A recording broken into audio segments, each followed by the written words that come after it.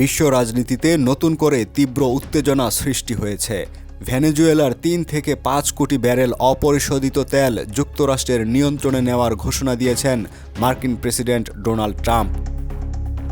এই তেল বাজারে বিক্রি করা হবে এবং বিক্রিকৃত অর্থ পুরোপুরি নিয়ন্ত্রণে থাকবে যুক্তরাষ্ট্রের। মঙ্গলবার রাতে নিজের সামাজিক যোগাযোগ মাধ্যম ট্রুথ সোশ্যালে এক বিস্ফোরক বার্তায় ট্রাম্প জানান, ভেনেজুয়েলার অন্তর্বর্তী কর্তৃপক্ষ যুক্তরাষ্ট্রের নিষেধাজ্ঞার আওতায় থাকা এই বিপুল পরিমাণ তেল হস্তান্তরে সম্মত হয়েছে।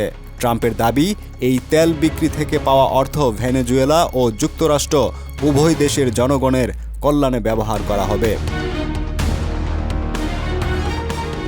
ঘোষণার সঙ্গে সঙ্গেই তিনি জ্বালানি মন্ত্রী ক্রিস রাইটকে তাৎক্ষণিকভাবে পরিকল্পনা বাস্তবায়নের নির্দেশ দেন।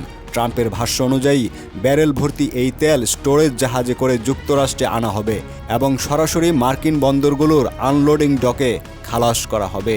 এখানেই থেমে থাকেননি ট্রাম্প। তিনি সরাসরি হুঁশিয়ারি দিয়ে বলেন, ভেনেজুয়েলাকে হয় মার্কিন তেল কোম্পানিগুলোর জন্য ব্যবসার দরজা খুলে দিতে হবে, নয়তো সামরিক হস্তক্ষেপের ঝুঁকি নিতে হবে। এর আগেও ট্রাম্প বলেছিলেন, তিনি চান ভেনেজুয়েলার অন্তর্বর্তী প্রেসিডেন্ট দেলসি রদ্রিগেজ দেশটির তেল শিল্পে যুক্তরাষ্ট্র ও বেসরকারি কোম্পানিগুলোকে পূর্ণ প্রবেশাধিকার দিন। মার্কিন প্রশাসনের এক জ্যেষ্ঠ কর্মকর্তা নাম প্রকাশ না করার শর্তে সিএনএনকে জানান, এই তেল ইতিমধ্যেই উৎপাদন করা হয়েছে এবং ব্যারেলে ভরা হয়েছে। বড় একটি অংশ বর্তমানে জাহাজে অবস্থান করছে, যেগুলো যুক্তরাষ্ট্রের উপসাগরীয় অঞ্চলের বিভিন্ন তেল শোধনাগারে পাঠানো হবে।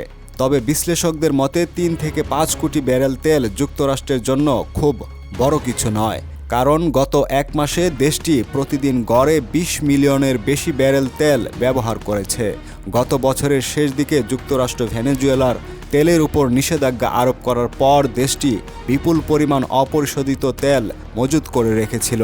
কিন্তু এই পরিমাণ তেল যুক্তরাষ্ট্রের হাতে তুলে দিলে ভেনেজুয়েলার নিজস্ব তেল মজুত ভয়াবহভাবে কমে যাবে, এমন আশঙ্কা করছেন আন্তর্জাতিক বিশ্লেষকরা।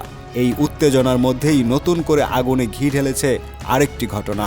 গত শনিবার মার্কিন বিশেষ বাহিনী ভেনেজুয়েলার প্রেসিডেন্ট নিকোলাস মাদুরোকে অপহরণ করে নিউ ইয়র্কে নিয়ে যায়, এমন অভিযোগ ওঠে। এর তীব্র প্রতিক্রিয়ায় অন্তর্বর্তী প্রেসিডেন্ট দেলসি রদ্রিগেজ বলেন, তাদের মুখোশ খুলে গিয়েছে।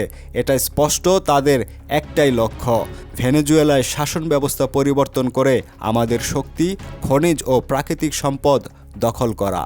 তারা আমাদের আবার দাস বানাতে চায়, কিন্তু আমরা আর কখনোই দাস হব না, কোনো সাম্রাজ্যের উপনিবেশ হব না।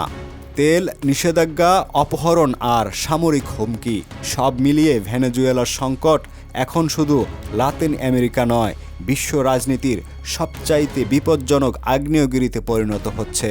প্রশ্ন একটাই, এটা কি কেবল তেলের লড়াই নাকি নতুন কোনো যুদ্ধের সূচনা?